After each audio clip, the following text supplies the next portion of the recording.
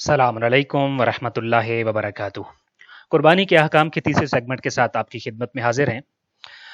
اس segment میں سب سے پہلے آج ہم جس موضوع پہ بات کریں گے وہ یہ ہے کہ جب ہم قربانی کر رہے ہیں تو ہم کس کس کی طرف سے اس قربانی میں حصہ ڈال سکتے ہیں، اگر اجتماعی قربانی ہے یا اگر ہم انفرادی طور پہ کر رہے ہیں تو وہ کس کی طرف سے کر سکتے ہیں، یعنی قربانی کس کس بندے کی طرف سے ہم کر سکتے ہیں۔ اس حوالے سے نبی کریم صلی اللہ علیہ وآلہ وسلم کی جو سنت ہے اور مولا علی علیہ السلام کا جو طریقہ ہے وہ آپ کے سامنے عرض کریں گے، اور اس ضمن میں عرض کیا جائے آپ کے سامنے تو یہ ہے کہ قربانی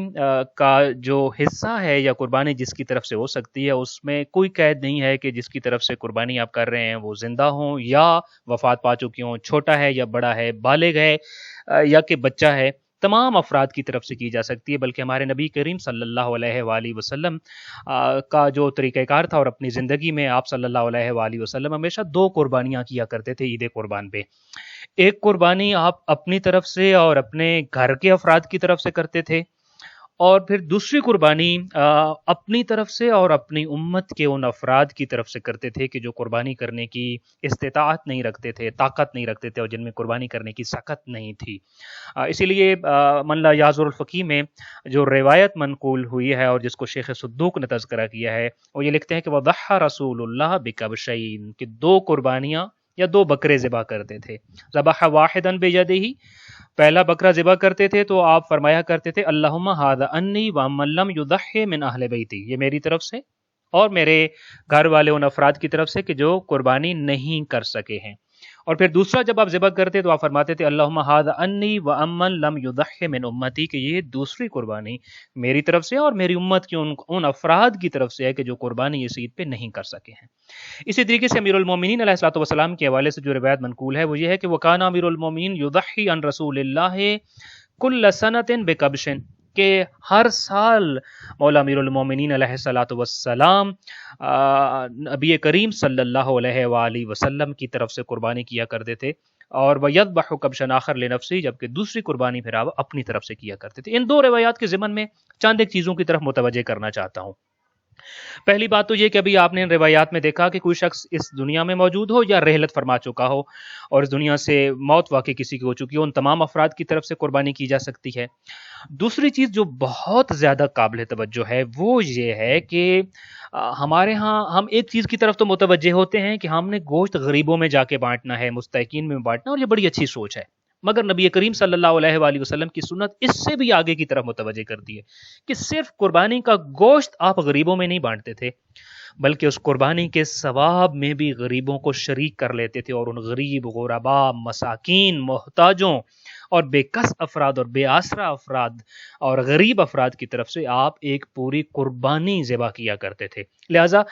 ایک بات جو ہمیں انشاءاللہ اس سے سیکھنی ہے وہ یہ ہے کہ ہم صرف غریبوں تک گوشت نہ پہنچائیں، بلکہ نبی کریم صلی اللہ علیہ وآلہ وسلم کی سنت پہ عمل کرتے ہوئے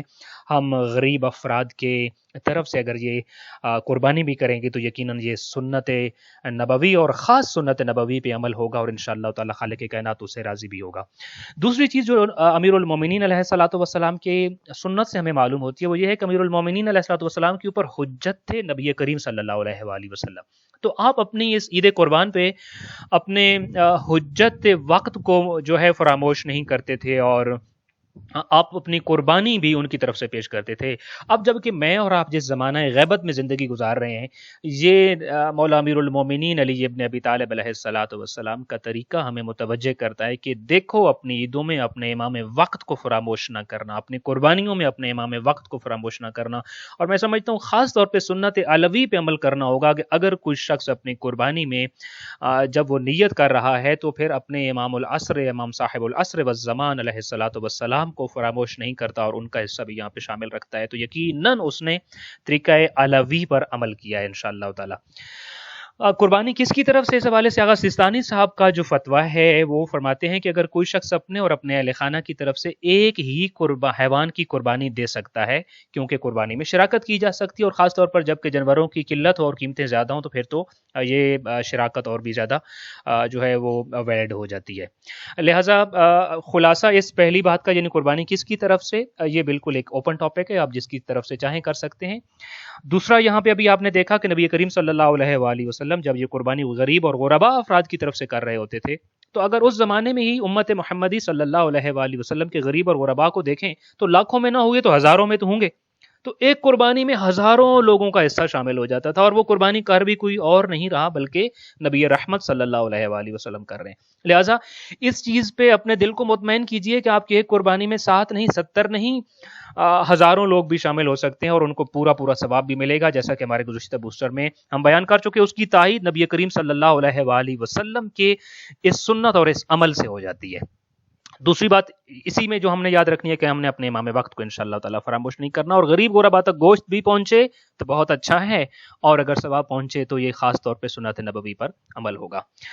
इसके बाद अगला मसला जिस पे इंशाअल्लाह ताला हम बात करेंगे वो है कि कुर्बानी की जानवर की उम्र कितनी होनी चाहिए। तो आगा सिस्तानी साहब के फतवा के मुताबिक अगर हम ऊंट ज़िबा करना चाह रहे हैं तो ज़रूरी है कि वो 5 साल मुकम्मल कर चुका और 6ठे साल में दाखिल हो, और अगर हम गाय की कुर्बानी करना चाह रहे हैं तो गाय और बैल, इसकी जो उम्र का हिसाब है वो बकरे के साथ होता है, यानी बकरा, गाय और बैल, ये जो है इनका 2 साल मुकम्मल होना जरूरी है और तीसरे साल में वो इंटर हो चुके हो, 2 मुकम्मल हो चुके हों। और भेड़ या दुम्बा अगर ज़िबा करना चाह रहे हैं तो ज़रूरी है कि उसके 7 माह मुकम्मल हो चुके हैं और इनकी कुर्बानी की जा सकती है। इसके बाद ये है कि कुर्बानी का वक्त कौन सा होता है और अफजल वक्त कौन सा है और कितने दिन कुर्बानी की जा सकती है। फुक़हा मराजिन ने आइम्मा अहलुल बैत अलैहिमुस्सलाम की तालीमात से जो हमारे लिए रहनुमाई और गाइडलाइंस हमें जिसकी तरफ मुतवज्जे किया है वो ये है कि मिना में जो लोग वाजिब कुर्बानी कर रहे हैं वो अय्याम तशरीक 4 दिन तक कुर्बानी कर सकते हैं, यानी 10, 11, 12 और 13 ज़िलहज, ये 4 दिन कुर्बानी की जा सकती है। लेकिन जो अपने अपने वतन में मुस्तहाब कुर्बानी कर रहे हैं जैसे मैं और आप हैं, तो वो अपने वतन में की जाने वाली जो कुर्बानी है उसका वक्त 3 दिन है, यानी 10 ज़िलहज, 11 ज़िलहज और 12 ज़िलहज।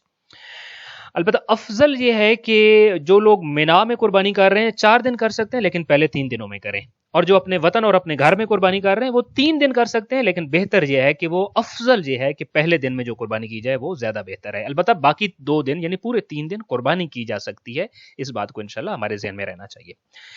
ये तो हो गई दिनों की बात। अब मैं जब ज़िबा करना चाहते हैं हम कुर्बानी को तो 10, 11, 12 ज़िलहज, तो वक्त कौन सा ज़्यादा मुनासिब होता है? तो दिन के औकात की अगर हम बात करें तो उसका जो अफसल तरीन वक्त है आगा सिस्तानी साहब के नज़दीक वो ये है कि सूरज निकलने के बाद से लेकर नमाज ईद अदा कर लेने तक का जो वक्त होता है, ये जो बीच में वक्त है, यानी सूरज निकला और फिर आपने जब नमाज ईद अदा करनी है, इस बीच में जितना आपको वक्त मिला है, इस वक्त के दौरान अगर आप कुर्बानी कर रहे हैं तो वो अफजल तरीन वक्त है कुर्बानी का। लेकिन मैं फिर अर्ज करता हूँ ये अफजल तरीन है, ऐसे नहीं कि इसके अलावा कुर्बानी हो नहीं सकती, बाकी औकात में भी कुर्बानी हो सकती है और हो जाती है, ये उसका अफजल वक्त है। अलबत्ता अब वक्त शुरू जो है वो 10 ज़िलहज अज़ान सुबह से जो है वो तुलुए सुबह से वक्त का आगाज़ होता है, और जो ही अज़ान सुबह होती है ये वक्त शुरू हो जाता है और फिर 3 दिन तक बाकी रहता है, और इन 3 दिनों में ये जो रातें हैं रात के औकात भी शामिल हैं, और लिहाजा 10, 11 और 12 ज़िलहज यानी अज़ान सुबह से शुरू होगा और इसके बीच में आने वाली रातें भी रात के वक्त में भी कुर्बानी की जा सकती है। इस सिलसिले का सबसे अहम टॉपिक ये है कि जब कुर्बानी ज़ाहिर हम कर लेते हैं, हमने जानवर की शराइत को भी देखी, बाकी सारी शराइत को देखकर अब हम जानवर हमने ज़िबा कर लिया, गोश्त उसका बन गया है, अब गोश्त की हमने तकसीम करनी है। तो गोश्त की तकसीम कैसे की जाए? गोश्त की तकसीम के हवाले से फुक़हा मराजे ने ये लिखा है कि 3 हिस्सों में गोश्त तकसीम होगा, और पहला हिस्सा जो है वो आप एक हिस्सा उस गोश्त का यानी 1/3 अपने लिए और अपने अहले खाना के लिए रखेंगे, याकुलहुल अयाल वल अतफाल, अपने घर में अपने लिए, अपने बीवी बच्चों और अपनी फैमिली के लिए एक हिस्सा। उसका 1/3 जो दूसरा 1/3 है वो अपने जितने भी मुसलमान हैं उनमें आपके पड़ोसी हैं, आपके रिश्तेदार हैं, आपके दोस्त हैं, आपके ताल्लुकदार हैं, आपसे वास्ते ताल्लुक वाले जितने लोग हैं उन सबको दिया जा सकता है, इसमें कोई मुस्तहिक की शर्त नहीं है। और ये रिलेशन आपका जिनसे भी है, रिलेटिव्स हैं, किसी भी वाले से दोस्ती है, ताल्लुक है, कोलीग्स हैं, पड़ोसी हैं और क्लास फेलोज हैं, कोई भी हैं आप उनको दे सकते हैं। ये दूसरा हिस्सा आपके मुसलमान भाइयों के लिए है, यूं समझिए इसमें मुस्तहिकीन की शर्त नहीं है।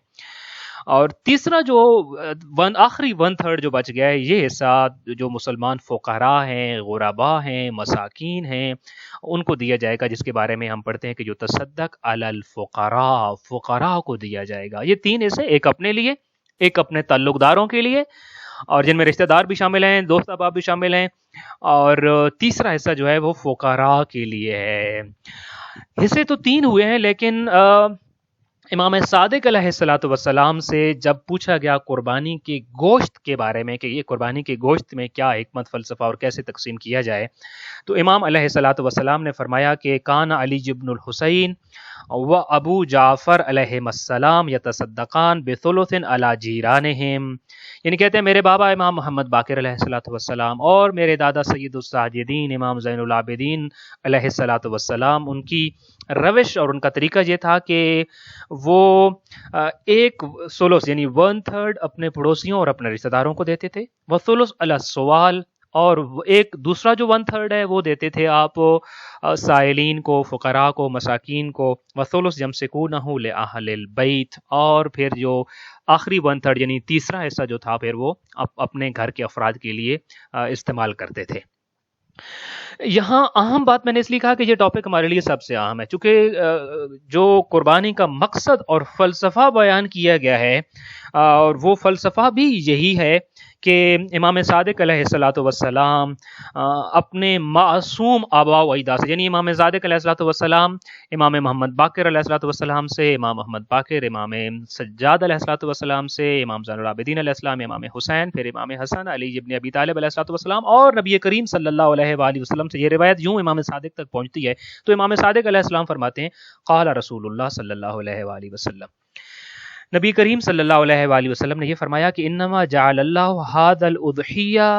اللہ نے اس قربانی کو فرض یا مستحب اس لیے قرار دے دیا ہے کہ لتتسع مساکینکم من اللحم فاطعموہم، تاکہ مساکین کو بھی گوشت کھانے کا موقع مل جائے اور ان کو بھی اچھی چیز کھانے کے لیے ان کے دسترخوان پر بھی پہنچے، فاطعموہم، لہذا مساکین کو کھلایا کرو قربانی سے۔ قربانی کا ایک مقصد جو روایات کی نظر میں آتا ہے، اور امام صادق علیہ الصلوۃ والسلام نبی کریم صلی اللہ علیہ وآلہ وسلم سے جس کو روایت کر کے بیان کر رہے ہیں، وہ یہ ہے کہ قربانی کا ایک بہت بڑا مقصد خود کھانا نہیں ہے بلکہ کھلانا ہے۔ اب خود اس الفاظ پہ ذرا غور فرمائیے، قربانی نکلا ہے قربان کرنے سے، ہاں میں نے فلاں چیز کی قربانی دے دی یا میں نے فلاں چیز قربان کر دی۔ اب ذرا اردو سے جو آشنا لوگ ہیں مجھے یہ بتائیے، جس چیز کے بارے میں آپ یہ کہتے ہیں میں نے فلاں چیز قربان کر دی، تو اس کا مطلب کیا ہوتا ہے کہ میں نے فلاں چیز اپنے لیے سنبھال کے رکھ لی ہے یا کسی کو دے دی ہے؟ یا جب آپ کہتے ہیں میں نے فلاں چیز کی قربانی دے دی تو اس کا مطلب کیا ہوتا ہے؟ یعنی میں نے اس کو دے دیا۔ قربانی تو قربان کرنے سے نکلا ہے، اور قربانی کا مقصد ہی قربان کرنا ہے۔ اور قربان کیا کیا جاتا ہے؟ جو انسان کو اچھا لگتا ہے، جو انسان کو پسند ہے، اس کو قربان کرنا۔ یہ قربانی کی عید یا عید الاضحیٰ جو ہے یہ ایک ریہرسل ہے، یہ ایک پریکٹس ہے قربان کرنے کے لیے۔ ہمیں یہاں ایک پریکٹس کرنا ہوتی ہے تاکہ جب وقت پڑے تو حضرت ابراہیم علیہ الصلوۃ والسلام کی طرح ہمیں بھی جب اپنا اسماعیل قربان کرنا پڑے تو پھر ہم رکے نہیں، ہم سوچیں نہیں، ہم ہچکچائیں نہیں، بلکہ جناب ابراہیم کا میدان مینا تھا اور فرزند رسول کا میدان کربلا تھا، اور کیا بیش قیمت اور بڑی قربانیاں وہاں پہ پیش کی گئیں۔ ہم بھی ریہرسل کر رہے ہیں کہ ہمیں بھی جب اپنے اسماعیل کی قربانی دینا پڑے تو اس قربانی کے ذریعے ہم تیار ہو جائیں کہ، اور میں جب آپ سے کہہ رہا ہوں اپنا اسماعیل، اپنا جناب ابراہیم علیہ الصلوۃ والسلام نے اپنا بیٹا جو ہے لٹایا اور ذبح کرنا چاہا، تو اس کا مطلب مجھ سے اور آپ سے یہ نہیں چاہے گا اپنا بیٹا، چونکہ حضرت ابراہیم کے لیے اسماعیل کون تھے؟ اب ذرا یہ اسماعیل ایک سمبولک فگر ہے یہاں پہ، یعنی ایز اے سمبل لینا ہے، تمثیل کے طور پہ لینا ہے، نہ یہ کہ وہ جو اسماعیل ابن ابراہیم جو تھے وہ نہیں لینے۔ حضرت اسماعیل جو تھے وہ حضرت ابراہیم علیہ الصلوۃ والسلام کی زندگی کا حاصل تھے، اور ان کی زندگی کی قیمتی ترین چیز تھے، یہاں تک کہ ان کی نسل کی بقا کے ضامن بھی حضرت اسماعیل ہی تھے جو ان کو بڑھاپے میں ملے تھے۔ تو اسماعیل کو قربان کرنا یعنی اپنی زندگی کا سب کچھ، سب سے قیمتی ترین چیز، اپنی نسل کی بقا کا ضامن اور اپنی زندگی کا حاصل رائے خدا میں قربان کر دینا۔ مجھے اور آپ کو انڈائریکٹلی پیغام یہاں یہی ہے کہ تمہیں اگر اپنی زندگی کا حاصل راہ خدا میں دینا پڑے تو کیا تیاری کر لی ہے؟ تمہیں اگر اپنی زندگی کی قیمتی ترین چیز قربان کرنا پڑ جائے، اور میں عموماً نوجوانوں سے ایک بات کہتا ہوتا ہوں کہ اگر کبھی امتحان یوں آ جائے کہ زمانہ غیبت میں آپ کو اپنا کیریئر قربان کرنا پڑ جائے اور آپ کو 100% معلوم ہو کہ یہاں کیریئر کی قربانی بنتی ہے، اور اگر آپ ہچکچاتے ہیں اور رک جاتے ہیں تو سمجھیے کہ پھر آپ نے ابھی تک قربان کرنا سیکھا نہیں ہے۔ تو یہ قربانی ہمیں یہی سکھاتی ہے کہ زندگی میں کبھی بھی کچھ بھی اپنا قیمتی ترین اگر قربان کرنا پڑ جائے، میں کیا عرض کروں آپ کے سامنے. آپ اندازہ کیجئے کہ پہلا دن ہے حضرت زہرا سلام اللہ علیہا کی شادی کا، اور آپ نے عروسی کا جوڑا زیب تن کیا ہوا تھا، مگر کچھ دیر کے بعد جب ملاقات ہوئی نبی کریم صلی اللہ علیہ وآلہ وسلم کے ساتھ تو آپ نے پرانے کپڑے پہنے ہوئے ہیں. تو نبی نے ازراہ تعجب پوچھا کہ اے میرے لختے جگر، آج آپ کی شادی ہے، آپ دلہن ہیں اور دلہنیں تو نیا لباس پہنتی ہیں، میں نے آپ کے لیے نیا لباس تیار کروایا، اور یہ فرمائیے نیا لباس اتار کیوں دیا، پرانے لباس کو کیوں زیب تن کیا ہوا ہے؟ تو آپ نے کیا فرمایا؟ دختر رسول صلی اللہ علیہ وآلہ وسلم فرماتی ہیں کہ بابا ایک سائل آیا گلی میں اور اس نے لباس کا سوال کیا. اب مجھے ایک لباس دینا تھا، تو میں جب پرانا لباس دینے لگی تو مجھے حیا آئی اور مجھے شرم آئی کہ میں جب خدا کو دے رہی ہوں تو اپنا لباس اپنے لیے پسند کروں اور خدا کے لیے پرانا لباس دے دوں. خدا کے لیے جب دینا ہے تو پھر نیا دوں، اپنے لیے پرانا رکھوں. یعنی اب آپ یہ کمپیریزن، یہ خدا کے لیے آپ کیا دے رہے ہیں. یہ سنت حضرت زہرا سلام اللہ علیہ اور طریقہ کار اور اسوہ دختر رسول کو دیکھیے کہ اچھی چیز کسی کو دینی ہے اور بوسیدہ لباس اور پرانا لباس اپنے لیے رکھنا ہے. میں سوال آپ سے اور اپنے آپ سے یہ کرتا ہوں، قربانی کے گوشت کی تقسیم میں ہمیں کیا کرنا ہے؟ اچھا گوشت کس کو دینا ہے؟ اور گوشت تو سارا ہی خیر اچھا ہوتا ہے، لیکن ہمارے ہاں کہا جاتا ہے یہ تھائی کا اور جو گوشت ہے، ران کا گوشت اور فلاں گوشت، یہ بڑا زبردست پکتا ہے اور پتہ نہیں کیا کیا پکوان والے لوگ اس کے بارے میں کہتے ہیں. تو کون سا گوشت اپنے لیے اور کتنا گوشت اپنے لیے رکھنا ہے اور کتنا کہاں دینا ہے؟ بلکہ میں تو یہ کہتا ہوں فلسفہ قربانی کو اگر آپ سمجھنا چاہتے ہیں تو آپ کو مکتب تشیع میں آنا پڑے گا. مکتب تشیع ہی آپ کو بتا سکتا ہے کہ قربانی کیا ہے، چونکہ یہ خود مکتب قربانی ہے. میں آپ کے سامنے عرض کروں، اور یہ میں معذرت کے ساتھ کہ ہمارا موضوع یہ لمبا ہو جائے گا، مگر کیا قربان کرنا ہے اگر آپ یہ جاننا چاہتے ہیں تو پھر آپ دیکھیے کہ میدان کربلا میں جب سیدہ زینب سلام اللہ علیہا کو شہداء کے لاشوں کے اوپر سے گزارا گیا اور اس جگہ سے گزارا گیا 11 محرم کو جہاں شہداء کے لاشیں پڑے تھے، مقصد یہ تھا کہ یہ مزید ان کا صبر جو ہے وہ جواب دے جائے گا اور نفسیاتی طور پر ٹوٹ کے رہ جائیں گی اور کچھ کرنے کے قابل نہیں رہیں گی. مگر ہم نے دیکھا کہ سیدہ زینب سلام اللہ علیہا جب گنج شہداء سے گزرتی ہیں اور شہداء کے میت کے پاس سے گزرتی ہوتی ہیں تو وہاں پر مختلف روایات ہیں، مگر آپ نے ابا عبداللہ امام حسین علیہ الصلوۃ والسلام کے جو لاشہ اطہر ہے اس کی طرف متوجہ ہوئیں اور آپ نے خالق کائنات سے پھر جو ہے وہ ایک جملہ کہا اور ایک دعا کی، آپ کہہ لیجئے، جس کو مقتل مکرم میں بھی ہے اور دیگر مقاتل میں بھی موجود ہے، اور حیات الامام الحسین میں بھی شیخ باقر شریف کرشی نے اس جملے کو لکھا ہے کہ سیدہ زینب سلام اللہ علیہا نے وہاں قربانی کے لیے ایک جملہ ارشاد فرمایا. آپ نے فرمایا اللہم تقبل منا ھذا القربان، پروردگارہ ہم سے ہماری اس قربانی کو تو قبول فرما لے. قربان کیا کرنا ہے یہ سیکھنا ہے تو پھر آئیے ثانی زہرا اور شریکت الحسین حضرت زینب سلام اللہ علیہ سے سیکھیے، اور پھر آپ اس چیز میں کبھی پریشان نہیں ہوں گے کہ میں نے کون سا گوشت گھر رکھنا ہے، کون سا دینا ہے. جب آپ قربانی کے اس فلسفے سے آگاہ ہو جائیں گے جو کربلا والوں نے قربانی دے کر اور سیدہ زینب سلام اللہ علیہ کی اس دعا کے جملے میں، بلکہ میں اگر آپ کے سامنے عرض کروں کہ کتاب العقیلہ والفواتم میں اس جملے کو تھوڑے اور انداز میں وہ رائٹر لکھتے ہیں. وہ کہتے ہیں کہ بی بی سلام اللہ علیہ نے، شریکت الحسین نے جو جملہ کہا تھا وہ یہ تھا، اللہم تقبل منا ھذا القلیل من القربان، پروردگار ہماری تھوڑی سی چھوٹی سی قربانی کو قبول فرما. عظیم الشان 72 لاشیں کربلا میں پڑے ہیں اور سید الشہداء بھی ان میں شامل ہیں، اور شریکت الحسین یہ کہہ رہی ہیں کہ میرے اللہ یہ میری چھوٹی سی قربانی ہے، تو اس کو قبول کر لے. سو قربانی اور مکتب قربانی اگر سمجھنا ہے تو اگر ہم نے یہ بات سمجھ لیا کہ کربلا میں اتنی بڑی قربانی کے بعد سیدہ زینب سلام اللہ علیہ اس فکر میں ہے پروردگارہ میری یہ قربانی تیری بارگاہ میں قبول ہو جائے، تو یہ تو معنی ہی نہیں رکھتا کہ آپ ایک جانور، آپ دیکھیں نا، اب یہ کتنی عجیب سی بات ہے کہ جو شخص اچھا گوشت خدا کی راہ میں قربان نہیں کر سکتا، اور یہ گوشت بھی اس جانور کا ہے کہ جس کو اس نے اللہ ہی کی راہ میں قربان کر دیا ہے، تو مجھے بتائیے کہ وہ اس کا تعلیمات کربلا سے اور تعلیمات تشیع سے کتنا تعلق ہوگا اس بندے کا جو گوشت کی تقسیم میں بھی آ کر اپنی پسند و ناپسند کے چکر میں پڑ جائے. اور اگر کبھی پسند و ناپسند آپ کے ذہن میں آ جائے تو قرآن مجید کی طرف اپنے آپ کو متوجہ کرنا اور یہ آیا پڑھنا، لن تنالوا البر حتی تنفقوا مما تحبون، ثواب چاہتے ہو قربانی کی گوشت کا یا کسی بھی چیز کے قربان کرنے کا تو جو دل کو پسند ہے وہ دے دیجئے، اور یہ پھر کیا ہوگا، اس سے آپ بر پالیں گے، نیکی اور اچھائی پالیں گے۔ نیکی تبھی ملے گی جب اپنی پسندیدہ چیز اللہ کی راہ میں قربان کر دیجیے۔ یہ بات کہ قربانی کی گوشت کی تقسیم 3 طرح سے ہے، اور انشاءاللہ تعالی ہم نے اس میں بڑا ملحوظ خاطر رکھنا ہے کہ غریب غربا تک یہ گوشت بھی پہنچے اور اچھا گوشت پہنچے، اور ان کا انشاءاللہ تعالی ان کا پراپر حصہ پہنچے۔ اس چیز کے بعد جو اہم ٹاپک ہمارے پاس یہ آتا ہے کہ اگر قربانی کا جانور نہ ملے تو پھر کیا کرنا چاہیے۔ میں نے پہلے 2 بوسٹرز میں بھی جو خلاصہ، اور میں جو بلکہ کہتا ہوں دا جسٹ آف دا بوسٹرز کہہ لیجئے، یا دا سینٹرل تھیم کہیں آپ، جو مرکزی نقطہ اب تک ہمیں سمجھ آ رہا ہے وہ یہ ہے کہ شریعت یہ چاہتی ہے، پروردگار یہ چاہتا ہے کہ آپ قربانی سے محروم نہ رہیں، کسی نہ کسی طرح قربانی کے ثواب کو آپ حاصل کر لیں۔ مثلا آپ دیکھیے ذرا آپشنز کیا ہیں۔ شریعت میں آپشن یہ تھا کہ آپ کو جانور لینا ہے اور ذبح کرنا ہے، تو شریعت نے آپشن دیا کہ دیکھیے اگر آپ جانور لے کر ذبح کرنا چاہتے ہیں مگر آپ کے پاس پیسے نہیں ہیں، تو استطاعت نہیں ہے، تو قرض لے لیجئے۔ شریعت جو ناپسند کرتی تھی قرض کو، اب ابھار رہی ہے کہ قرض لے لیجئے، مستحب ہے، قرض لے کر قربانی کریں، اس قرض کی ادائیگی کی اسباب خالق کائنات غیب سے پیدا فرمائے گا۔ اچھا، قرض لے لیا اور قرض لینے کے بعد بھی پھر بھی ابھی بھی مشکل ہے قربانی کرنا، تو پھر فرمایا چند لوگ مل کر اجتماعی قربانی کر لیں، شرکت کر لیں قربانی میں، ساتھ کیا 70 لوگ مل جائیں۔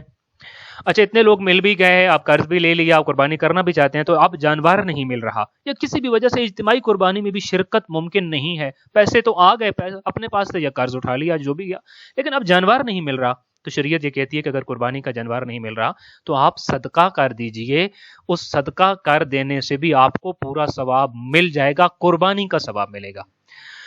میں پہلے بھی عرض کر چکا، اب میں پھر آپ کے سامنے دوبارہ وہی نقطہ عرض کروں کہ آپ نے جب پیسے صدقہ دیے تو آپ نے گوشت تو بانٹا نہیں، قربانی کرنی تھی، گوشت بانٹنا تھا، تو گوشت بانٹنا مقصد ہوتا تو کبھی بھی یہ پیسے صدقہ کر دینے سے آپ کو ثواب نہ ملتا۔ میں پھر عرض کرتا ہوں گوشت بانٹنا صرف مقصد نہیں، اگر آپ کے ذہن میں یہ آتا ہے کہ اگر ہم زیادہ لوگ ملیں گے تو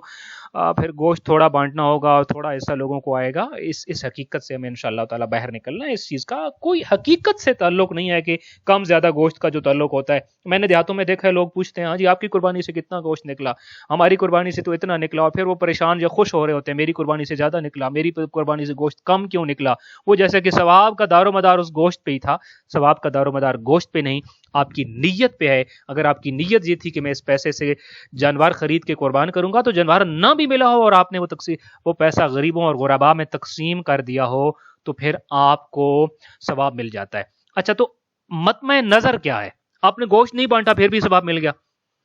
شریعت یہ بتاتی اصل مطمع نظر یہ ہے کہ آپ زندگی کے کسی مرحلے پر اپنے معاشرے کے فقیر، نادار، غریب، مستحق، مساکین لوگوں کو کبھی مت بھولیں۔ جانور نہیں ملا تھا، ان کے گھروں میں پیسے پہنچا دیجیے، وہ آپ کی ذمہ داری ہیں، وہ آپ کی ذمہ داری ہے۔ مولا علی علیہ السلام کا فرمان ہے کہ کسی بھی معاشرے کے جو صاحب حیثیت اور صاحب استطاعت افراد ہیں ان کے اوپر فرض ہے کہ وہ اپنے معاشرے کے غریب اور نادار لوگوں کا خیال رکھیں، اور اگر نہیں رکھیں گے تو قیامت کے دن میدان محشر میں ان سے سوال ہوگا کہ تمہارے معاشرے کا غریب شخص بھوکا کیوں سویا، پیاسا کیوں سویا، یا فلاں مشکل میں کیوں سویا، اس کو زندگی کی ابتدائی جتنی ضروریات تھیں وہ کیوں نہیں میسر آئی ہیں۔ آغا سستانی صاحب کے فتوے کے مطابق اگر آپ کو جانور نہیں مل رہا ہے قربانی کا تو مستحب یہ ہے کہ اس کی قیمت صدقہ کر دیں۔ اچھا، اب کتنی قیمت صدقہ کریں؟ ایک بکرے کی اگر ہم مثال لے لیں، بکرا 15,000 سے ملنا شروع ہوتا ہے اور 1 لاکھ تک بھی بکرا جائے گا، تو اب میں آیا 15,000 صدقہ کروں یا 1 لاکھ کروں یا 50,000 کروں؟ تو آغا سستانی فرماتے ہیں کہ بازار میں چونکہ جانوروں کی قیمتیں مختلف ہوتی ہیں، تو آپ کم سے کم جتنی اس جانور کی قیمت ہے اگر آپ اس کم سے کم قیمت کو ادا کر دیتے ہیں تو اس سے مستحب ادا ہو جائے گا، قربانی کا ثواب آپ کو مل جائے گا۔ مثلا میں پھر یہی مثال دیتا ہوں، بکرا کم سے کم قیمت میں مارکیٹ میں جتنی کم سے کم قیمت پہ اویلیبل ہے، اگر آپ اتنے پیسے ہی بکرا نہ ملنے کی صورت میں یا جانور نہ ملنے کی صورت میں غریبوں غرباء میں جا کے صدقہ کر دیتے ہیں تو آپ کو ثواب پورا مل جائے گا۔ ایک اور ٹاپک جس کا یہاں تذکرہ ضمناً ضروری ہے وہ یہ کہ قربانی اور عقیقہ جو ہے ان کا آپس میں بڑا گہرا تعلق ہوتا ہے، اور آغا سستانی صاحب یہ فرماتے ہیں کہ اگر آپ اضحیہ یا قربانی کرتے ہیں تو یہ قربانی عقیقے سے مجزی ہے، لہذا جو شخص قربانی کرتا ہے وہ اگر عقیقے کی نیت بھی ساتھ کر لیتا ہے تو اس کا عقیقہ بھی ہو جائے گا اور قربانی بھی ہو جائے گی۔ اب البتہ سوال یہاں پر ایک یہ آتا ہے کہ اگر ہم اجتماعی قربانی کر رہے ہیں اور ہم نے اجتماعی حصہ بکرے میں یا گائے میں ڈالا ہوا ہے اور اس میں مثلا جی ایک اجتماعی قربانی میں 10 لوگ شریک ہیں مثال کے طور پہ، تو اب ان 10 کے 10 لوگ اگر وہ عقیقے کی نیت کر لیتے ہیں تو کیا ان 10 کے 10 لوگوں کا قربانی بھی ہو جائے گی اور عقیقہ بھی ہو جائے گا؟ تو آقا سیستانی صاحب یہ فرماتے ہیں کہ یہ اجتماعی قربانی جو ہوتی ہے، سو اجتماعی قربانی میں بنا بر احتیاط سب لوگوں کا عقیقہ مجزی نہیں ہے، اور اس کی ایک وجہ جو سمجھ آتی ہے وہ یہ ہے چونکہ عقیقے میں آپ ایک پورا جانور قربان کر رہے ہوتے ہیں، جبکہ یہاں آپ ایک پورا جانور قربان نہیں کر رہے بلکہ 8 لوگ مل کے جانور قربان کر رہے ہیں. سو اگر آپ انفرادی قربانی کر رہے ہیں تو عقیقے کی نیت کرتے ہیں تو آغا سستانی صاحب کے نزدیک آپ کا عقیقہ بھی ہو جائے گا، آپ کی قربانی بھی ہو جائے گی، دونوں کا ثواب مل جائے گا آپ کو ایک ہی جانور سے. لیکن اجتماعی قربانی کر رہے ہیں تو پھر بنا پر احتیاط وہ اجتماعی قربانی میں جتنے لوگ شامل ہیں سب کی عقیقہ سے وہ اجتماعی قربانی مجزی نہیں ہے، کافی نہیں ہے، بلکہ عقیقہ الگ سے پھر اس کا کرنا پڑے گا. اور اس کے ضمن میں ساتھ یہ بھی عرض کروں کہ جانور کی کھال جو ہے اس کے بارے میں اس کی جلد کا کیا کریں، اس کی کھال کا کیا کریں، تو آغا سیستانی صاحب کے نزدیک کو مستحب یہ ہے کہ اس کھال کو بھی آپ غریب غربا کے لیے صدقہ کر دیں، اگر بیچتے ہیں تو اس کی قیمت کو صدقہ کر دیں یا کسی ایسے ادارے کو دے دیں جو غریب غربا کے لیے کام کر رہا ہے. سو قربانی کی کھال کو صدقہ کرنا مستحب ہے. کسائی کو اگر آپ دینا چاہتے ہیں اور وہ جو کساب آپ کے یہاں جانور ذبح کرنے اور اس کا گوشت بنانے اگر آپ اس کو دینا چاہتے ہیں اور کہتے ہیں کہ آپ اس کو اجرت نہ دیں بلکہ کھال دے دیں تو آغا سیستانی صاحب کے نزدیک یہ مکروہ ہے کہ جانور کی کھال کو اجرت کے طور پر دے دیا جائے. البتہ یہ جائز ہے کہ جانور کی کھال کی آپ جائے نماز بنا لیتے ہیں یا اس کو بیچ کر کر کی اپنی کوئی چیز بنا لیتے ہیں تو یہ آپ کے لیے جائز ہے. اب یہاں پہ جب ہم اس بوسٹرز کو ختم کر رہے ہیں، البتہ آپ کے سامنے عرض کروں کہ اس کے بعد ایک اور بوسٹر جو انشاءاللہ تعالیٰ آپ کی خدمت میں جو عرض کریں گے اس میں یہ ہوگا قربانی کے حوالے سے ہمارے معاشرے میں کچھ غلط العام باتیں مشہور ہیں، یعنی کچھ غلط باتیں اور اس قدر عام ہیں کہ ہم ان کو قربانی کے مسائل میں دخیل سمجھتے ہیں یا قربانی کی شرائط سمجھتے ہیں اور سمجھتے ہیں کہ جب تک وہ نہیں ہوگی قربانی نہیں ہوگی. انشاءاللہ تعالیٰ ہم اس چوتھے بوسٹر میں قربانی کے غلط العام کنسپٹ کے بارے میں بات کریں گے اور ان کی تصحیح کریں گے، ان کی درستگی کریں گے کہ غلط یہ بات مشہور ہے جبکہ حقیقت یہ بات ہے. انشاءاللہ تعالیٰ اس پہ ہم بات کریں گے. لیکن اب تک ان 3 بوسٹرز کا خلاصہ یہ ہے کہ خالق کائنات یہ چاہتا ہے، یہ بالکل نماز تہجد کی طرح کا پیکج مجھے نظر آتا ہے کہ اگر آپ سے ایک چیز نہیں ہو رہی تو اس کا دوسرا آپشن دیا جاتا ہے، اور اگر وہ اس آپشن میں بھی آپ قربانی نہیں کر پا رہے تو پھر آپ کو اگلا تیسرا آپشن دے دیا جاتا ہے. سو آپ کو اتنے زیادہ آپشنز اویلیبل کر دیے گئے ہیں تاکہ آپ قربانی کے ثواب سے محروم نہ رہیں. سو پہلی چیز انشاءاللہ تعالیٰ ہم نے یہ سمجھنی ہے کہ ہم خود قربانی کر رہے ہیں تو ہمیں یہ اپنے لیے بھی اور دوسروں لوگوں کے لیے بھی اس میں آسانی پیدا کرنی ہے تاکہ زیادہ سے زیادہ لوگ شامل ہو سکے، اور ہمیں خود بھی کوشش کرنی ہے کہ ہم قربانی کے لیے انشاءاللہ تعالیٰ شامل حال ہو جائیں، چونکہ اس کا پہلا قطرہ گرتی خالق کائنات کی طرف سے مغفرت کا اعلان کر دیا جاتا ہے اور گناہوں کو معاف کر دیا جاتا ہے. دوسری اہم ترین چیز اس میں انشاءاللہ تعالیٰ میں یاد رکھنی ہے کہ قربانی قربان کرنے کی پریکٹس ہے. خدا نہ خواستہ قربان کرنے کی پریکٹس کرتے ہوئے ہم ایسے نہ ہو کہ ہم اس ریہرسل میں ہی اور اس پریکٹس میں ہی فیل ہو جائیں تو اصل میدان میں پھر ہماری کارکردگی کیا ہوگی. سو قربانی میں قربانی کرتے ہوئے مجھے اور آپ کو انشاءاللہ تعالیٰ اس عید پہ واقعتاً یہ ثابت کرنا ہے کہ ہمارے اندر جذبہ قربانی اور ہم نے قربان کر دیا ہے اس جانور کو بھی اور اس سے متعلقہ اس کے گوشت کو بھی، اور اس کے ثواب کے لیے مستحقین اور غریب غربا تک بھی ہم انشاءاللہ تعالیٰ پہنچ گئے ہیں. اور موسٹ امپورٹنٹلی جو اس پورے 3 بوسٹر کا سب سے اہم پیغام میں سمجھتا ہوں میرے لیے سب سے پہلے اور پھر اپنے محترم سامعین اور ناظرین کے لیے وہ یہ ہے کہ اپنے امام وقت کو، اپنے حجت وقت کو اپنی اس قربانی میں، اپنی عید پہ، اپنی خوشیوں پہ کبھی فراموش نہ کیجیے، چونکہ یہ خاص طور پہ سنت علوی ہے اور تعلیمات علوی میں سے ہے. امیر المومنین علی ابن ابی طالب علیہ الصلوۃ والسلام کی سنت خاص ہے کہ آپ اپنی قربانی میں اپنے حجت وقت کو یاد رکھیں اور اپنے امام زمان علیہ الصلوۃ والسلام کو یاد رکھیں. سو دعا ہے خالق کائنات انشاءاللہ تعالی ہمیں امام علیہ الصلوۃ والسلام کے سپاہیوں میں سے شمار فرمائے، امام کے جرنیلوں میں سے انشاءاللہ ہمیں شمار فرمائے، اور امام کی ظہور کی راہ ہموار کرنے والے اصحاب میں سے ہمارا شمار فرمائے، اور انشاءاللہ تعالی اپنی زندگی میں واجبات و محرمات کا خیال رکھنے، واجبات پہ عمل پیرا ہونے، محرمات سے اجتناب کرنے، مستحبات و مکروہات پہ شریعت کے دیے گئے دائرے کے مطابق عمل کرنے کی توفیق عطا فرمائے، اور انشاءاللہ تعالی ہم سب کا خاتمہ بالخیر فرمائے اور حالت ایمان میں موت نصیب فرمائے. مرنے کے بعد منازل قبر، منازل برزخ، منازل محشر اور میدان محشر میں ائمہ اہل البیت علیہم السلام کی رہنمائی، ساتھ اور مدد عطا فرمائے. السلام علیکم ورحمۃ اللہ وبرکاتہ.